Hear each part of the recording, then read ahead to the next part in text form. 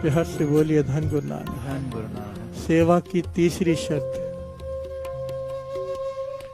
और ये शर्त बहुत ज्यादा जरूरी है। एक्चुअली में तो हर एक जरूरी है, पर ये शर्त अगर नहीं निभाई गई, अगर जिससे नहीं निभाई जाती ये वाली शर्त, वो सेवा छोड़ दे। मैं तो कहता हूँ मत करे, कीर्तन सुने बैठकर, जिससे ये वाली तीसरी शर्त ना निभाई जाए, नहीं कंट्रोल आता अपने आप पर। सेवा का तीसरी मूल शर्त है मीठा बोलना। प्यार से बोलिए धन गुरु नानक। चाहे संगत सामने से कड़वे बोल दे, सेवादार हाथ जोड़कर केवल मीठा बोल बोले। कड़वे बोल नहीं बोलने संगत को।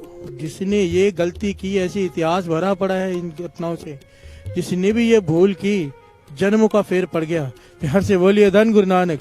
क्योंकि वो तो सेवा करके कुछ लेने आया था, किसी का दिल दुखा दिया, उल्टा अपनी सेवा तो देके चला ही गया, पता नहीं अपना सब कुछ ही देकर चला गया। प्यार से बोलिए धन गुरु नानक। अगर सेवा में कड़वा बोलना है, किसी का दिल दुखाना है, दूसरे सेवादार को दिल दुखाना है, दूसरी संगत का दिल दुखाना है, हाथ जोड़कर बेनती है संगत में बैठ जाओ, कीर्तन सुन लो, मत करो ऐसी सेवा। प्यार से बोलिए धन गुरु नानक। धन गुरु नानक, वरना लेने के देने पड़ जाएंगे।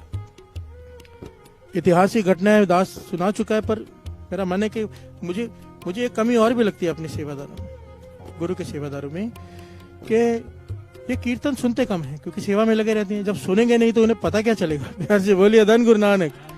इसलिए मैंने सामने बिठाया सारे सेवादारों को, आज के सामने बैठ के एक बार सेवा का प्रकरण सुन लो, सद्बुद्धि आ जाए। प्यार से बोलिए धन गुरु नानक, ताकि हमसे ये गलतियां ना हो।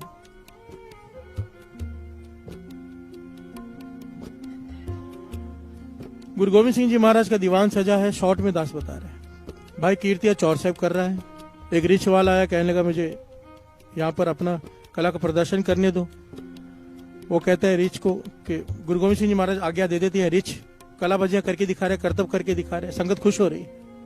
गुरु गोविंद सिंह जी महाराज भी हंस रहे, पीछे खड़ा भाई कीर्तिया भी हंस रहा है। प्यार से बोलिए धन गुरु नानक।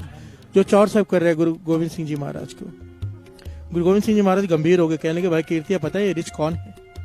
तेरे पिता शोभाराम। प्यार से बोलिए धन गुरु नानक। उसने चौर साहब रख दिया कि मेरे पिता शोभाराम ये रिच, उन्होंने तो गुरु तेग बहादुर साहब जी के साथ सेवा करते हुए सारा जन्म बिता दिया। प्यार से बोलिए धन गुरु नानक। गुरु तेग बहादुर साहब जी 9वें गुरु नानक के साथ जो सेवा कर रहा हो, पूरा जन्म उसने सेवा में बिताया हो, फिर 84 लाख जोनियां भोग रहा हो, सोचो कैसी सेवा। प्यार से बोलिए धन गुरु नानक। गलती क्या? कड़वे बोल। गुरु गोविंद सिंह जी महाराज, घटना बहुत लंबी था, शॉर्ट में बता रहे था, आगे बढ़ना चाहता है आप लोगों को समझा कर।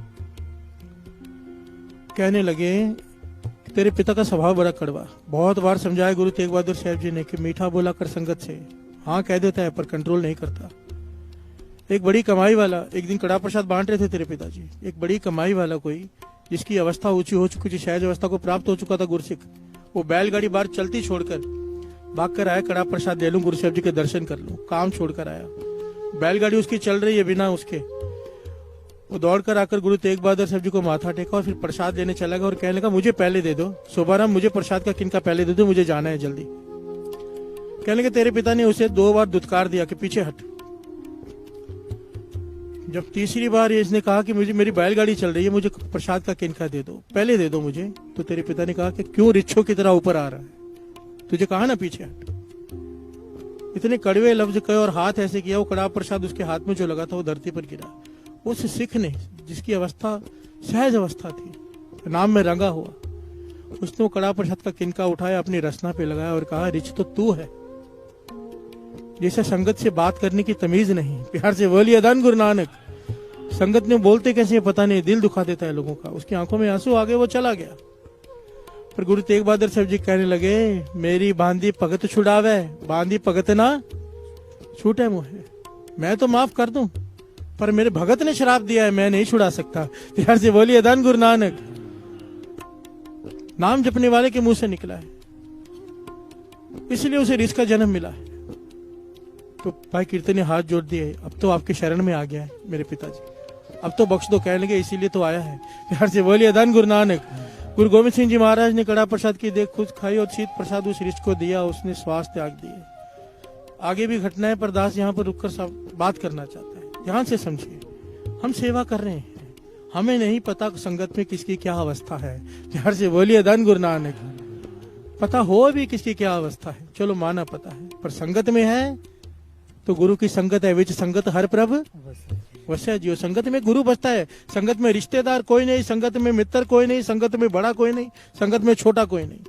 जो यहाँ पर बड़ा बन के आता है, आगे आके बैठता है चौड़ा होकर के, मैं बड़ा हूं मुझे कोई रोक नहीं सकता, वो खाली जाता है। बात को समझो, ध्यान से बोलिए धन गुरु नानक।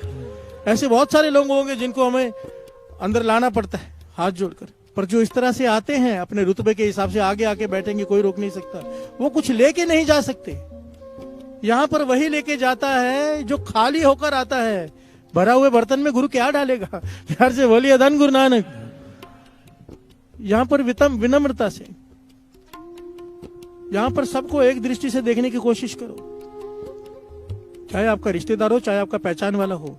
जो जिस तरह से सबको बिठा रहे हो वैसे ही बिठाओ। ध्यान से बोलिए धन गुरु नानक, धन गुरु नानक।